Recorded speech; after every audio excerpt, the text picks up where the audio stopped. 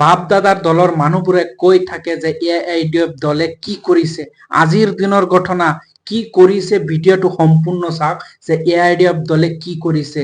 AIDF দলে কেৱল মুখত নহয় হাতে কামে দেখুৱাই দিয়ে প্ৰমাণ সহকাৰে। আজি গৰীব দুখীয়াৰ হৈ আজি তেখেতে থিয় হৈছে। আজি সংখ্যালঘু মুছলমানৰ লগত যি অন্যায় অত্যাচাৰ AIDF দলে তেখেতক আজি সুৰক্ষা দি ৰাখিছে। অসমৰ 7জন যুৱক কৰ্মসূত্ৰে বেংগালুৰুত আহিছিল কাম কৰিবলৈ।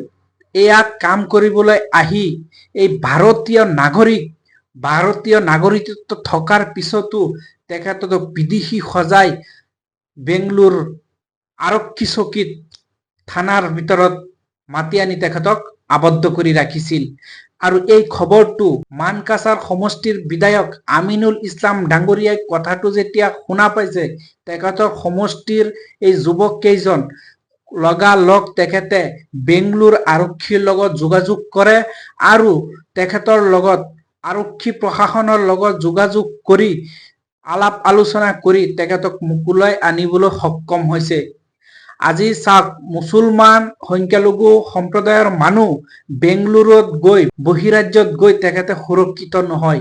তেখেতক বাংলাদেশীৰ নামত বিদেশীৰ নামত তেখেতক আবদ্ধ কৰি ৰাখিছিল।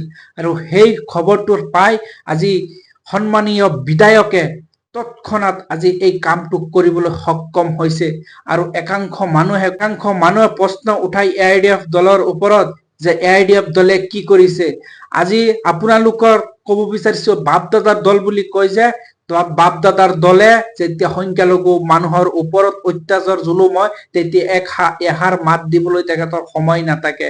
চাওক, বেংগলুৰুত গৈ ফচি যোৱা 7জন মানুহক আজি তেখেতে উদ্ধাৰ কৰিবলৈ সক্ষম হৈছে। এইজনেই হৈছে AIDFৰ বিধায়ক মাননীয় আমিনুল ইছলাম ডাঙৰীয়া। যিকেইজন যুৱকক আবদ্ধ কৰি ৰাখিছিল বিদেশীৰ নামত, মই নামবোৰো কৈ দিছো শুনক। আমিৰ হুছেইন, জুলফিকাৰ আহমেদ, আমিৰুল ইছলাম, মিনাৰ হুছেইন, মোহাম্মদ আমিনুল ইছলাম, শহৰ আলী। এই 7জন ব্যক্তিক বিদেশী সজাই থানাত আবদ্ধ কৰিছিল। চিন্তা কৰিছেনে আপুনি? যেই নহওক সুকলমে তেখেতক উদ্ধাৰ কৰিবলৈ সক্ষম হৈছে একমাত্ৰ বিধায়ক থকাৰ কাৰণে। আজি AIDFৰ বিধায়ক থকাৰ কাৰণে সংখ্যালঘু সমাজৰ সংখ্যালঘু মানুহৰ কিমান উপকাৰ হৈছে সেইটো যিসকল বিপদত পৰিছে সেইসকলহে বুজিব পাৰিছে। আজি আপুনি নিজৰ বাপ দাদাৰ দল কৈ আজি আপোনালোকৰ সম্প্ৰদায়ৰ ভিতৰত এটা বিভাজন কৰাৰ সৃষ্টি কৰিছে।